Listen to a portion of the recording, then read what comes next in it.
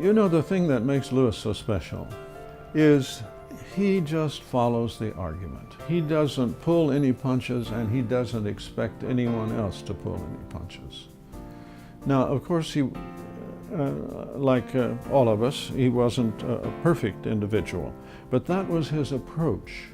And in that regard, Lewis actually brought forward into the latter part of the 20th century the spirit of Christian intellects through most of the history of the universities, which is, in the words of the song, is just hit me with your best shot. Give it all you got, and we'll deal with it. And of course he does it with grace and with remarkable intelligence and clarity of style and artistic creativity. Lewis is like a tremendous breath of fresh air, precisely because of his openness.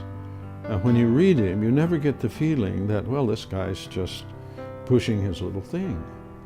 And the students often, I believe today, suspect that that's what the professor is doing. And I don't just mean others, I mean, I sense that myself. It's very hard to get past that. And it changes the whole intellectual quest, the academic quest, which I suppose should be an intellectual one, is changed. Once you lose that spirit of openness, we're going to follow the argument, which characterizes Western thought from Socrates on. I mean, Socrates, the Plato, especially in his little piece called the Gorgias, is the one who sets the tone that the honest mind follows the argument. They don't take a vacation. They accept the consequences of good reasoning wherever it leads. And that's really the spirit of the world in which Lewis was formed. And that's what he brings forward into the present. I think people, young people especially, find him tremendously refreshing in that regard.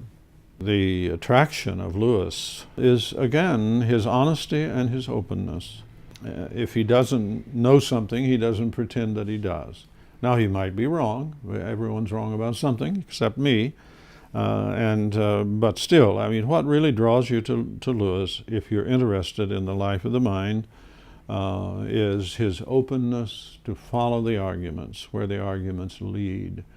And then, of course, after you've been drawn in by him, you become sensitive to the amazingly creative imagination that he has, and how the way he can put things often just opens up issues in ways you've never thought about them before.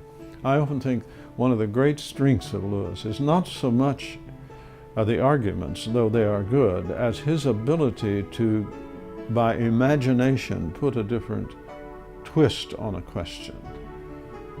I think perhaps one of the, well, Screwtape Letters, of course, is marvelous in this regard, but perhaps one of the most consistent and persistent things he ever did was The Great Divorce, where what he actually does is put a different image on heaven and hell, and in particular, an image that makes sense to people. And I think he was absolutely almost a genius, perhaps a genius at that. And helping people think about issues in a different way is often more powerful than an argument.